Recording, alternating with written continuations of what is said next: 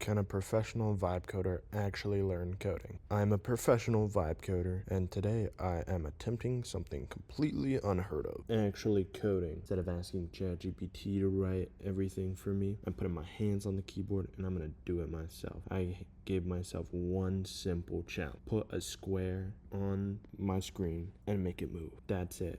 One square. 4 directions. How hard could it possibly be? This took me 44 minutes. I started by asking ChatGPT which game engine I should use because I genuinely didn't even know where to begin. It recommended me Godot. So I made my way to the website.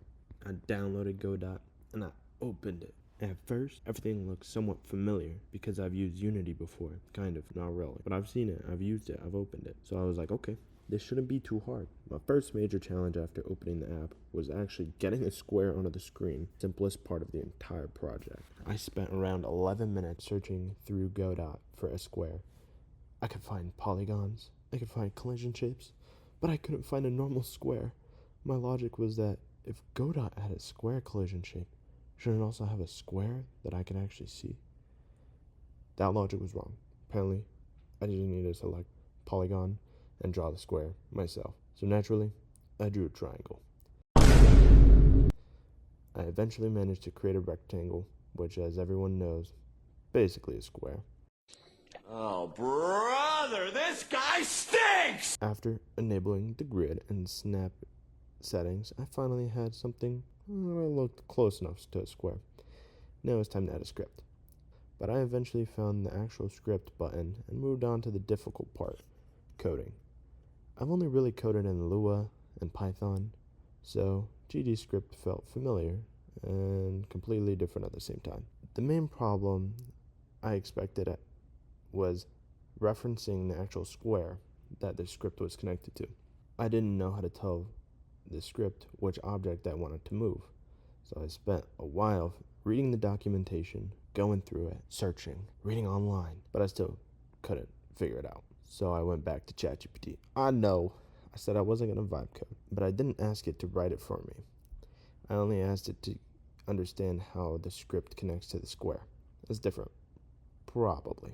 After reading about how Godot handles player inputs and movements, I used that information with the code I had already written it like 2 seconds ago, and then I tested it for approximately 2 seconds, and the square moved up. So technically, I had completed the challenge, but I still had 3 more directions to go. The square moved, but only moved in W, and copying, pasting the same code 4 times just felt wrong. I'm a vibe coder, but I have standards, okay? Copy paste? Get that out of here. So I came up with a genius idea of creating a table that mapped each key to either 1 or -1. Since the top left corner of the screen is 0, 0, subtracting 1 from the X position would move the square left. Insert big brain meme. I then asked ChatGPT how to format the idea properly in GDScript. It showed me vectors, which I already used in Lua and Unity, so technically it wasn't cheating because I already knew how to use vectors, so it didn't give me anything new. Probably. I tried to think of a better way to check every input than using a for loop. I couldn't, so I used a for loop. ChatGPT also explained that I should probably multiply the speed by speed and delta, although it had to be really slow and it depend on the amount of frames. Delta just keeps the movement consistent regardless of the frame rate, so the square doesn't move fast just because the game is running at more frames. And it worked. Well, after I increased the speed because the square was moving like it had somewhere to be next week. At the same point, I had a working movement. But I wanted to prove that I actually learned something instead of following instructions. So I deleted everything and I tried to rebuild the entire project from memory. I drew another square, kind of, attached another script. I rewrote the movement script all by myself and didn't work. Stared at the code, changed some random things, changed them back, compared it with what I had last time, and everything was the same. Everything had looked correct, but the square didn't move. Eventually, I gave up. I asked ChatGPT what was wrong. It immediately told me I had written the input mapping incorrectly. It said I had done it like it was in Lua, like one of my past programming languages. I was like, bruh, I don't even know how to use this one. Anyways, I fixed the table, ran the project, and it worked.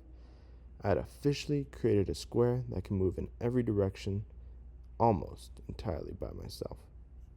It took 44 minutes, multiple Google searches, several conversations with ChatGPT, one triangle, one rectangle pretending to be a square,